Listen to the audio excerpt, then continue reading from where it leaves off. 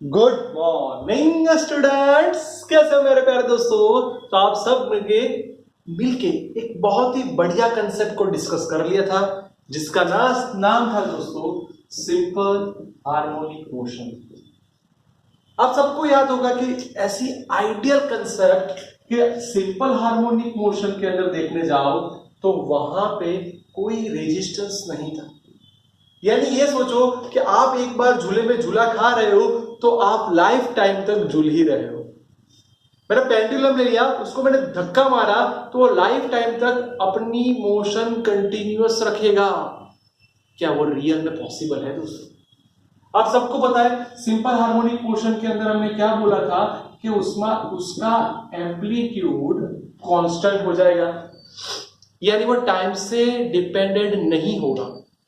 अगर ये कांस्टेंट है तो सीधी सी बात है उसकी एनर्जी भी कांस्टेंट हो जाएगी। यस मेरे प्यारे दोस्तों, ये चीज सिंपल हार्मोनिक मोशन में थी, पर जब हम लोग रियल लाइफ में चले गए तो यहां पे आया damped oscillation. Sir damped oscillation का मतलब क्या?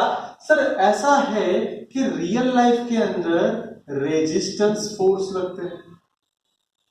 रेजिस्टेंस फोर्स के कारण समझना, ये मेरे पास पेंडुलम है, धक्का मारा तो लॉन्ग टाइम तक वो धीरे धीरे उसका एम्पलीट्यूड डिक्रीज हो जाएगा, एट लास्ट मोमेंट वो स्टेबल हो जाएगा। इसका मतलब रियल लाइफ में देखने जाओ तो रेजिस्टेंस के फोर्स के कारण एक की वैल्यू क्या हो रही है? डिक्रीज हो रही है। किसके साथ? टाइम के साथ। इसका मतलब टाइम बढ़ेगा, एम्पलीट्यूड डिक्रीज हो जाएगा। अगर एम्पलीट्यूड डिक्रीज हो रहा है तो आप सब जानते हो ये भी डिक्रीज होगा। अब बात यह है कि सर वो कैसे समझा जाए। दोस्तों मैं बोलता हूं कि आप डायग्राम समझ लो कि आपके पास एक फिक्स्ड रूफ है, ये आपने ब्लॉक रख दिया और ये आपने स्केल रख दी जिसके कारण आप नोट डाउन कर पाओ ये 0।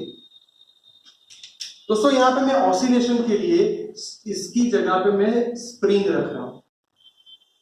आप सबको पता है कि स्प्रिंग को हम ऐसे हवा में झुलाएंगे तो वो झूलती जाएगी।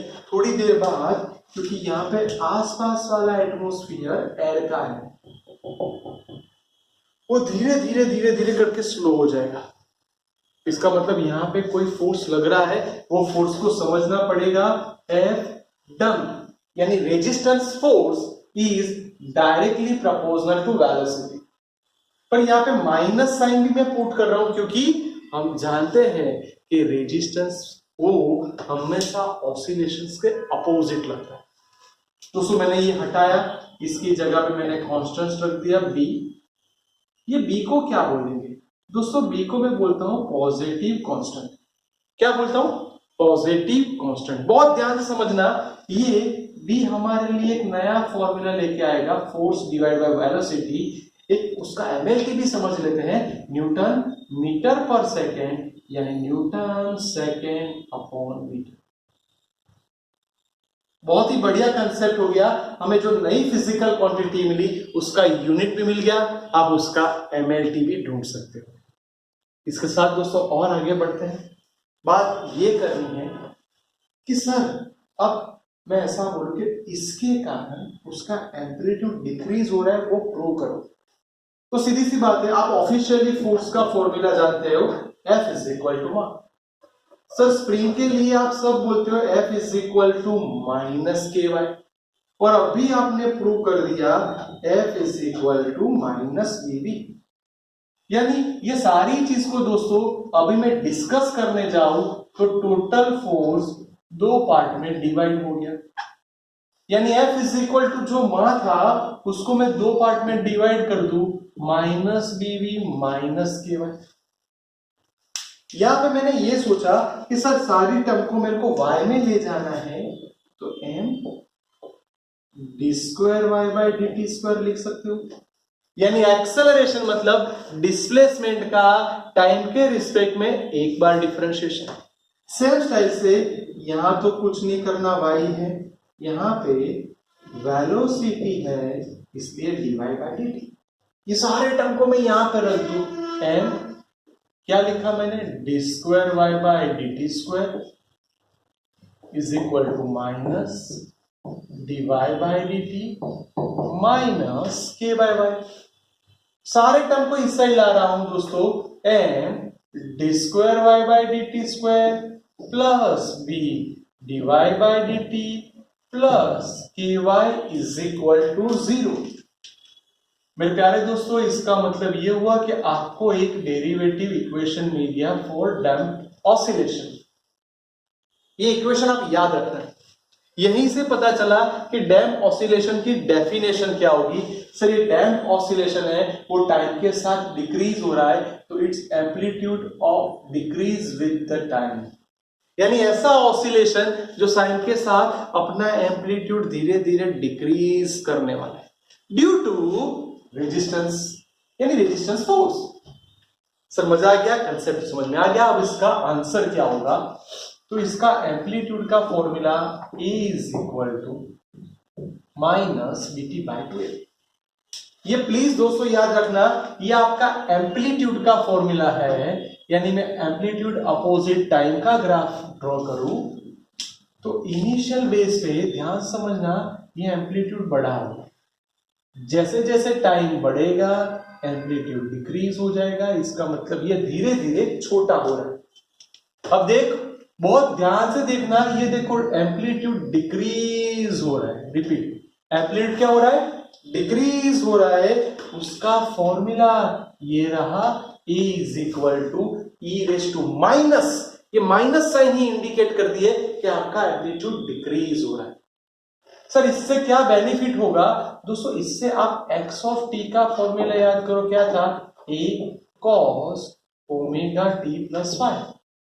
पर यहाँ पे एम्पलीट्यूड कांस्टेंट नहीं है तो ओमेगा डैश लिखा।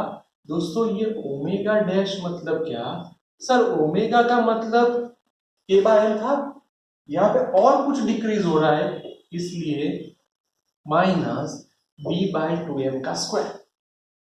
आप अलग अलग रेफरेंस बुक के अंदर ये डायरेक्ट फॉर्मूला देख पाओगे, k by m B square by 4m square. ये आपने देखा होगा एंगुलर फ्रीक्वेंसी का फॉर्मूला। मेरे प्यारे दोस्तों, इसके साथ अगर मैं एनर्जी में जाना चाहूं तो आप एनर्जी को जानते हो, हाफ के ए स्क्वायर। दोस्तों मैं इसको इनिशियल एनर्जी बोल दूं, यहां पे मैं ए ऑफ टी की वैल्यू पुट करने वाला हूं, यानी हाफ के। दोस्तों इसका स्क्वायर लिखो, यानी A square E raise to minus B T by 2। दोस्तों जैसे ही आपने स्क्वायर किया देख सकते हो 2 2 कट हो जाएगा, so E is equal to half K square E raise to minus B T by M. इसका मतलब आप समझ गए कि EB डिक्रीज हो रहा है, यानी यहाँ पे टोटल एनर्जी या मैकेनिकल एनर्जी कांस्टेंट रहने वाली नहीं है। यहाँ पे टोटल एनर्जी कांस्टेंट रहने वाली नहीं है, वो भी टाइम के साथ डिक्रीज हो रही है। दोस्तों ये बहुत ही बेहतरीन कंसेप्ट डैम्प ऑसिलेशन किसे बोला जाता है, उसके अंदर क्या हो रहा है। दूसरी बात, ये बी जो है ना दोस्तों, ये बी वो आपने जो यूज किया है ये ब्लॉक, उसके साइज पे डिपेंड करता है, उसके डायमेंशन पे डिपेंड करता है। और जो आप मीडियम यूज करने वाले हैं, यही ऑसिलेशंस को मैं हवा की जगह पानी में करवाऊंगा तो वो क्या हो जाएगा, और स्लो हो जाएगी। यानी आपका जो मीडियम है ना, वो मीडियम कैसा है, उसकी विस्कोसिटी कैसी है, उस पर भी डिपेंड करेगा। ये ऑसिलेशन को आप एयर में करो, यही ऑसिलेशन को आप पानी के अंदर करो, और यही ऑसिलेशन को आप कैरोसिन, ग्लिसरीन और ऑयल के अंदर करो, आपको पता चल जाएगा कि सर कहीं पे स्लो हो रहा है, कहीं पे बहुत स्लो हो रहा है। यानी बहुत ही बढ़िया कंसेप्ट डैम्प्ड ऑसिलेशन, फॉर्मूला समझ लिए, उसका ग्राफ भी समझ लिया, उसके 2-3 वैरायटी भी समझ लिए, क्योंकि रियल लाइफ में SHM simple harmonic motion possible नहीं है। इसके बेस वाले बहुत से न्यूमेरिकल्स आते हैं बच्चों, ध्यान से देख लो और इसको 2 बार अच्छे से लिख दो मेरे प्यारे दोस्तों।